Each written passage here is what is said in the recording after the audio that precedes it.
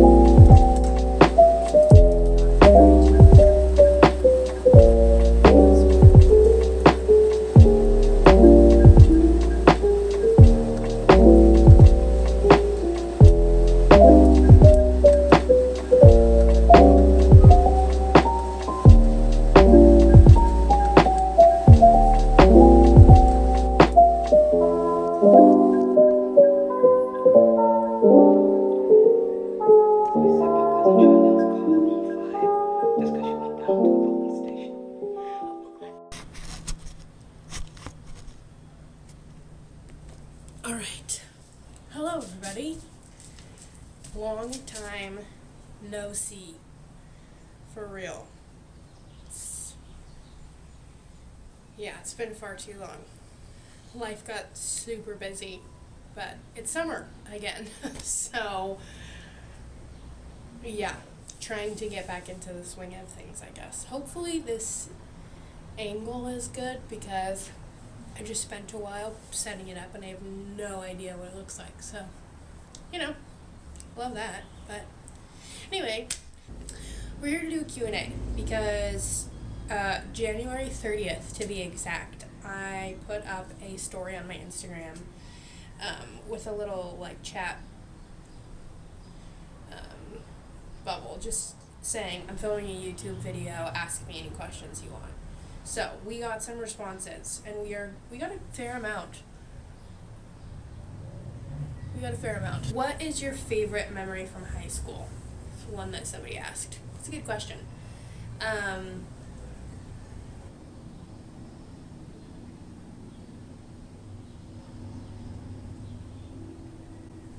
High school dances were pretty lit. I don't remember a high school dance that I really hated. High school dances, the homeschool high school dances were always better than the public or private school high school dances. They were kind of lit, and I always turned it up on the dance floor. So I have to say probably one of those. And I always went with a friend, so I never had any bad breakup stories surrounding them like many of my friends did. So they were lit. I think probably peak dance experience was I went with my good friend, my oldest friend actually, Bennett. Shout out, homie. And he and I went together. I think that was my junior prom. Yeah. And that was lit because we danced the whole night. We were vibing, and then we always closed the dances out with Bohemian Rhapsody, and everybody got in a big circle and sang the whole song. And at some point, me and him both ended up in the center, and we were lip singing the song together, and that's how we closed out the night. And it ended in a huge mosh pit. That was peak. That was pretty cool. And it was on a yacht. We had wildly nice high school dances for our homes. I don't know. Oh, I have sunglasses on my head. Anyway, that was probably peak high school experience. We also went on a bunch of cool field trips. Now that I'm thinking back, I just loved any time we got to go to museums. I grew up with my parents taking me to museums because my parents are both artists, so that was always pretty cool. To this day, museums are some of the places where I feel the most at peace. So, I'd say probably going to museums and that high school dance. Definitely peak high school experience.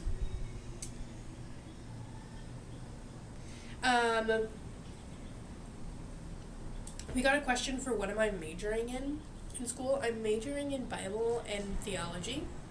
I am on a fast track program where I can get my master's degree and my bachelor's degree in 5 years. So I'll go for my typical 4 undergrad year, and then I'll stay an extra year at the school, and I'll get a master's degree. And my master's degree emphasis will be in biblical exposition. So that's pretty rad. I also am minoring in art. So that's actually been a massive part of my school experience so far, has been taking different art classes each semester. 2 semesters ago now, I got to take my dad's painting class, and that was like a really transformative experience. I loved that. And then this most recent semester, I took a film photography class. That was actually very cool. The process of film photography can be so collaborative and also so isolated. It can be collaborative in how you shoot. I shot most of my friends. So I did lots of portraits. Some of that was assigned. A lot of that I did just because I'm interested in capturing the people that I care about. That part can be really collaborative, and then the developing and cutting and enlarging and printing and reprinting and reprinting and cutting, all of that stuff is kind of a sort of very isolated process. And so it really, it actually teaches you to be alone and teaches you to be in the dark quite a bit. Which I kind of needed this past semester. It was such a busy, I just finished sophomore year, and it was such a busy season for me. So being able to sort of just be alone and really sit with myself was really valuable. There's also nothing like seeing the faces of the people you care about sort of like appear out of these chemicals that you're like dunking this photo paper in. Film photography is such a weird process and sort of magical, but like getting to see Molly and Andrew and Thomas and my dad, like all of that was like such a cool, like, oh, these are like my friends. It was really cool. It was a really unique experience. So I'm excited for that. But yes, majoring in Bible, had some pretty transformative classes, and minoring in art. Ooh, what's something on your bucket list? That's a good question. I think just top of my list is traveling. For me, there's actually nothing so centering as going other places.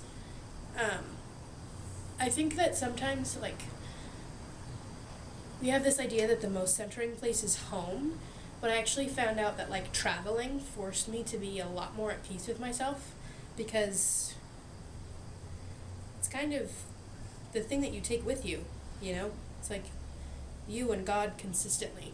So I found that it was really, really unique to find beauty and joy in spaces that were new and unfamiliar to me. And that actually brought me a lot closer to God and a lot more in tune with myself. Which I think is really helpful, because in college you find yourself in this space where I'm in my childhood home right now, but childhood home is no longer really my home. Like, it ceases to be my home.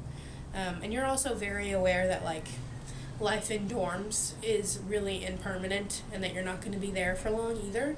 So you're kind of in this in-between space quite a bit, or I'm finding myself at least, where I'm like, all right, home is not really what it used to be, and neither is this college space. So the more centered you can be no matter where you are, kind of the better it is, because these spaces that we call home becomes really, really kind of murky terrain, I feel. So anyway, the question was bucket list. I want to go to Europe again. Really want to go to Italy. I have a feeling I'll love it there. I've been told that too. I want to go back to Greece. I really want to go to Ireland. I want to go, this is like random, but in the US I want to go to Idaho. That's where I was born, and I've never been back. Kind of important to me to see the place that I was born. I'd love to go to Puerto Rico, where my mom's family is from. So lots of places to travel, basically. More bucket list. I want to get more tattoos. I got this one at the end of last year, so a couple months ago now. I want to get more. And I want to take myself seriously as an artist. I think I started doing that when I added the art minor, and I want to kind of continue that. Yeah. So those are some bucket list items, I guess. Alright, what's another question? What is your all-time favorite book? It's like picking a favorite friend. Good grief. Great question, though. Also, sorry if the lighting is weird. The sun is setting, so it's kind of wigging out a little bit. Okay,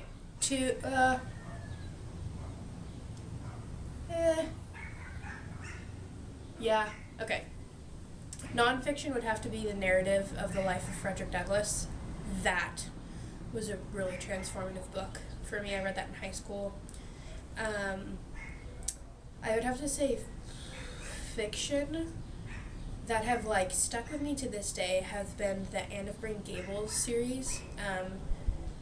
Specifically Anne of the Island, I think, which is the third book in the series. Whatever the third book is, that book is so good. I mean, the whole series is just like life-changing. And like the only book that's really, I felt like, captured like girlhood, besides like Little Women and those classics, like really captured girlhood in a really necessary way. Gosh, love that book. And also Girl of the Limberlost, that one's a lot less well known. My mom and I found it on a fluke when we were like going into the Fullerton Public Library to try and find a good book to read. Those were the days. Oh my gosh, and that one's like Anne of Green Gables. It's so good. It's like beyond. It's fabulous. So definitely both of those books for fiction. Yeah, so that would have to be my answer for books. Say I'm going to change it because it was what is your favorite class you're taking this semester. I'm going to change it to what has been your favorite class that you've taken. I'm going to say for my Bible classes, it's definitely between two. It's either spiritual formation or biblical interpretation and teaching. Oh my gosh, those were both taught by the same professor. He's fabulous. Such a like humble and straightforward guy. Really crazy testimony also. Like really, really useful testimony. And both of those classes, the first class taught me, the spiritual formation class taught me how to pray, and biblical interpretation and teaching really taught me how to have passion for teaching the word, which I didn't really have before. So, life-changing classes. Non-Bible, my dad's painting class has been the most transformative art class I've taken, like by far. I went into my dad's class knowing it was going to be difficult. It was far more difficult than I thought it was going to be, and I came in with a very realistic perspective. And not actually because of like his teaching style or his grading or whatever, but because the practice itself was a lot more difficult than I thought it was going to be. And I didn't come in thinking I was going to be good. And it was like beyond. I think everybody needs to take a painting class. If we all have to take math classes, we all should take painting classes. That's my hot take. And GE class, actually, environmental science with Kevin. That class totally changed my perspective on how we should care for the earth. So, love you for that, Kevin. That was an awesome class. I loved it. It was so fun. All right.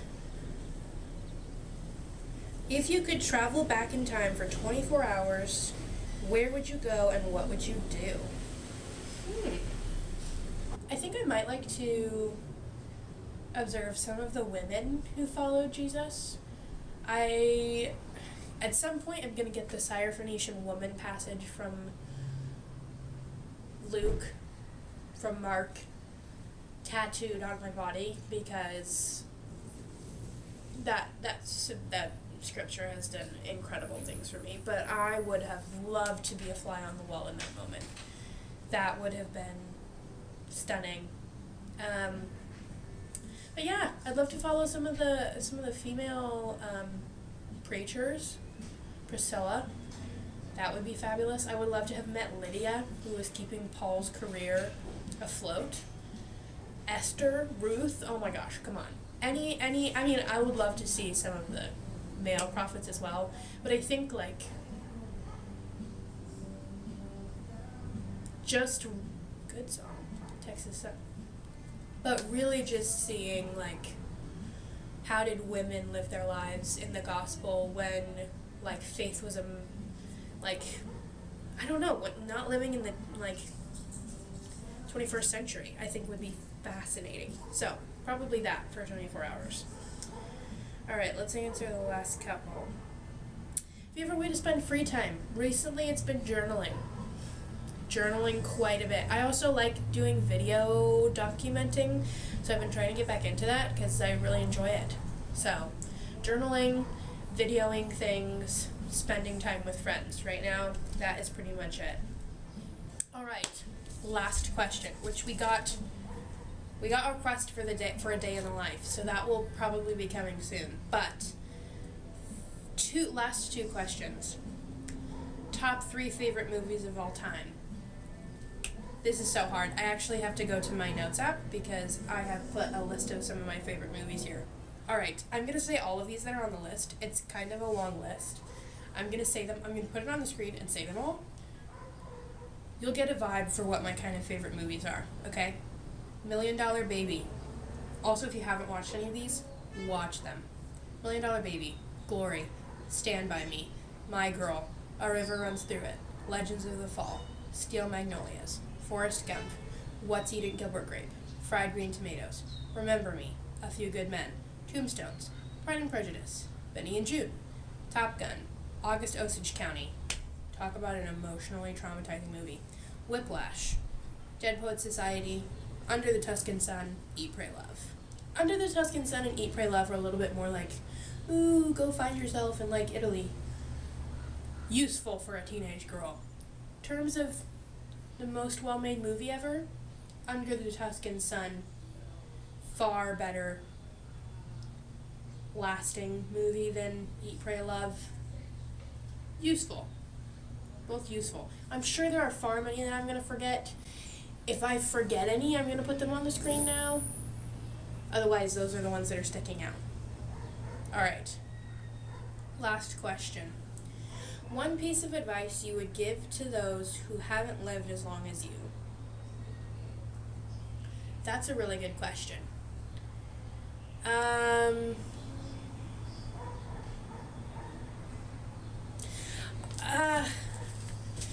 I mean, you gotta risk being cliche, I think, sometimes when you give advice, because some of the cliches are actually good. I think you gotta spend as little time regretting stuff as possible, even if it was like a genuine mistake that you made, even if it was a bad mistake that you made. Life keeps going, and that's a really great thing. And so don't spend time, like, beating yourself up about it, which I say this, like, being a massive, like, self-ridicule, like, very harsh on myself. God forgives you. You have to learn how to forgive yourself, too. So, definitely don't spend time regretting things. Learn from them, certainly. Learn from them. Don't make the same mistake twice. Learn. But don't regret.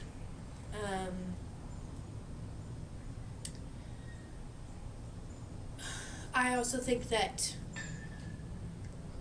you should pursue God as much as you want to be pursued in friendship. That's as much of something I'm saying to myself as it is to other people. It's going to be life-changing.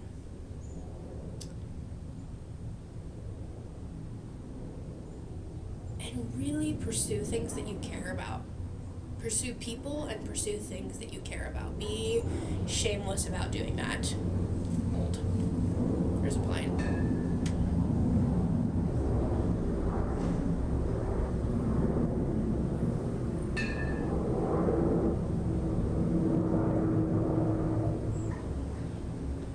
Alright. Be shameless about pursuing people and things that you love. I think pursuing people that you love, that doesn't just have to be romantically. I think friendships are the most important relationships that you build in your life, because friends know you the best in my experience. I think if you're lucky, sometimes the person that you find, like your soulmate, they know you the best, but I don't know, man. Nothing beats, like, genuine, deep, loving relationships with my girlfriends. Like, those have been by far the most fulfilling relationships I've ever had. And the ones that I want to keep with me forever. And pursuing the things that you love, I don't know. Whether that be something creative, I think most of the things that people do are creative, but, like, I used to be a dancer, and I used to dance all the time, and I loved it. And I, like, let myself get, like, scared out of and, like, talked out of doing it, and I'm gonna go back, and I wish I wouldn't have stopped. Like, once you find something that you love and care about, just relentlessly pursue it. And if you fail, that's okay. You're supposed to fail sometimes, but don't give up on something, or don't give up on something you never tried. That's probably the biggest thing. Yeah, I have a lot more I could say, but I'm going to stop being mushy and cliche now. Thanks for sticking around for this Q&A. I don't know what the rest of the video will hold. If this is the end of the video, love ya. If it's not, see you in the next clip.